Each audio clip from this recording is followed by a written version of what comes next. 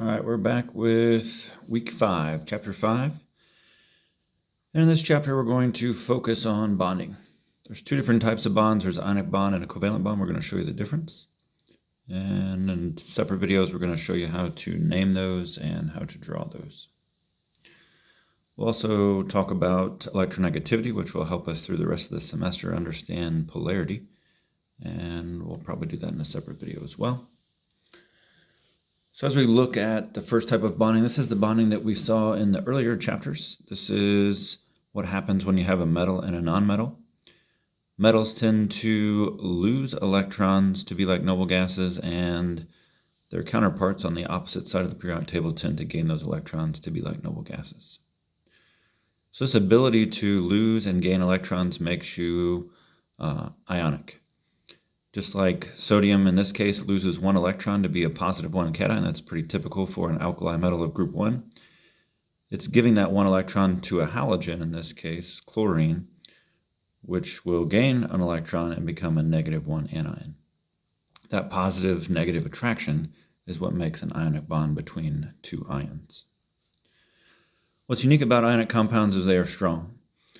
You can imagine that ionic compounds are a lot like the rocks, dirt, and minerals.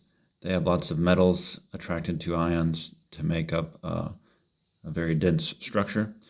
So if you have a block of salt, it's very strong. You can maybe break it with a sledgehammer, but on its own, very strong. So you can imagine that even if you think of the human body, the strongest part of us is the bones, and they're made up of calcium-based minerals, just like our teeth. So if you have a metal, you're strong. And if you don't have a metal, you're not too strong. This tells us why our muscles and skin and tissue are pretty weak, and that's because they lack these metal ions, these metal cations in particular. So they're going to lack these ionic compounds altogether. So the easiest way to think of this as an analogy is if somebody throws a rock at your head's the one that hurts. The rock doesn't hurt at all. And that's because those tissues are easy to damage because they're made up of carbon, hydrogen, nitrogens, and oxygens, and those are all nonmetals. Whereas the rock has metals, typically ionic kinds of metals, and those are very strong and well held together with those positive, negative charges. So in this situation, you have to remember that even though we write ionic compounds with positive ones and negative ones, and we write a formula for, say, sodium chloride, the reality is they're stacked together just like bricks into a large ionic solid. So when you're removing one sodium, it's not like you're removing it from one chlorine, you're removing it from many chlorines. So there's always one on top, bottom, left, right, front and back kinds of things. So it's a little bit more complex than you might expect just from a singular sodium chloride kind of formula. So as we think about this electrostatic force, we can use a little bit of mathematics to kind of realize what's going on, but most importantly, what we're after is positive and negative charges attract. The closer that they are, the stronger the attraction. The further apart they are, the weaker the attraction. So you can imagine if there's a positive on this side of the room and a negative on the other side of the room, they're just not close enough to interact. So we only have strength of ionic bonding when they're nearby or they're adjacent to each other. If they're breaking up from a solid to a liquid phase, they're going to gain some distance. And as they gain some distance, they're going to weaken. And you can imagine if you superheat these and make them into vapors, they're going to be so far apart that their attractions are going to be almost non-existent. So distance matters, and the closer you are, the stronger you are for ionic solids. As we compare different ionic solids, we need to know who has stronger attractions, stronger forces. The easiest way to recognize this is to look at the periodic table and their position. So a quick glance at the periodic table would probably tell you that sodium is a group 1 metal. Group 1 metals are +1. Chlorine is a group 17 nonmetal. It's going to go to group 18 and be a -1. So sodium, having 11 protons, will lose one to have 10 electrons to mimic its nearest noble gas neon. And chlorine, having 17 protons, will gain 1 electron to be like its nearest noble gas argon. So when you put these two ions together, you get NaCl as a formula unit. Very similar with magnesium. Magnesium is number 12 on the periodic table, so it's got 12 protons. It too will lose electrons to be like nearest noble gas neon, which is number 10. So 12 subtract 10 will give you that +2 charge, because we've got 12 protons that are positive and only 10 electrons that are negative. Oxygen, group 16, chalcogen. It's going to be number 8 on the periodic table, but it's going to go to number 10, so that's 8 minus 10, that's -2. So both of these are a perfect match. They have just as much positive as they have negative, so we can just squish them together. What's most important here to understand about strength of charges is if you have stronger charge, then you have a stronger attraction. Just like having twice the magnet stuck together, it's going to take twice the energy to pull those doubly positive, doubly negative. So the only thing stronger than a +2 would be a +3. Stronger than a +3 would be a +4, and same thing would go for the negatives. So just imagine larger charge, larger energy. We'll see that with hydration as we get towards the end of the semester again.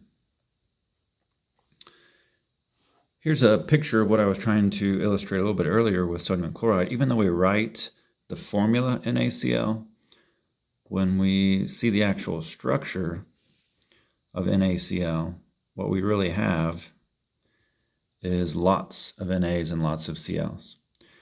So if you're going to pluck off this chlorine here, you're going to have to pull it from the one on the right, the one on the left, and then the one below it, not to mention the one that's kind of centrally behind it. So when you're breaking apart an ionic solid, it's more than one ionic bond that has to break.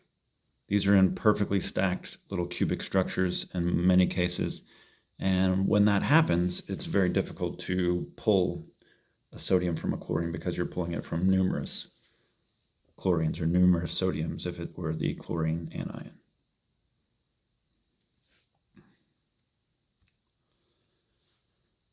There's a difference in the type of solid that you could make depending on how well you stack. Ionic solids tend to be very strong because they can stack in very highly ordered lattices, typically crystalline. These would be the brick wall-like structures that you see below in that kind of dark blue color. And what's most important about those is brick walls are very strong because they're evenly stacked, they're evenly spaced, they have the same amount of cement, so to speak, on all sides, the same amount of attraction on all sides, and that makes them very strong. An alternative kind of lattice that can form between ionic solids would be a non-crystalline. This would be more like a stone wall. Stone walls are still strong, they're still a wall, they're still made of metals, they're still made of ions, but because there's maybe a mismatch in the size of one ion compared to the other, you might have a small stone here versus a big stone there. The ability for them to stack perfectly and evenly gives them some weakness. That's why those old castle walls could eventually be broken. It's because they would find a weak spot where there was more mortar and less rock, or vice versa. Too much rock, not enough mortar. So crystalline, where it's almost perfect on all sides with an even amount of cement on all sides, crystalline is going to be a little bit more thrown together, more like piled together instead of stacked together. And that gives them a little bit weaker attraction, so their melting points and boiling points tend to be a little bit lower than, say, the crystalline solids that tend to be a little bit higher. One of the easiest ways to recognize strength for ionic solids in particular would be temperature. The higher the temperature, the higher the strength. So you can imagine if something melts at 2,000 degrees, that's stronger than something that melts at 100 degrees. So temperature is a great way to recognize the amount of energy needed to break all of those attractions. So the higher the temperature, the higher the strength. And the higher the strength, that would relate to the amount of lattice energy that's required to be broken in order for those to change from their solid state to their, say, liquid state. Another unique idea about ionic solids would be their ability to cleave. What's unique about an ionic solid is because they're typically stacked very evenly and very perfectly, it's easier to break across a plane where it's a perfect edge to form. So even vertically, you can imagine breaking them along an edge perfectly because they're in kind of a grid-like pattern. Why that's important is because if we have the need to try to crack through it randomly. It would take more to kind of randomly fissure between ions to break them into two pieces. So typically what you see is even when you break a structure that is kind of cubic apart, all you really do is make it into smaller cubics, and it just keeps getting smaller. But on all of these, you have these little perfect edges because of the ability to cleave. So when you look at how pretty gemstones that are made of a lot of these minerals are, you can realize that they have nice flat edges for a reason. And that's because it's pretty easy for that gem cutter to cut along a face of ions rather than to randomly kind of jaggedly cut through a group of ions. So it might be a little bit easier than you think to make some of those gemstones. And that's ionic bonding in a nutshell.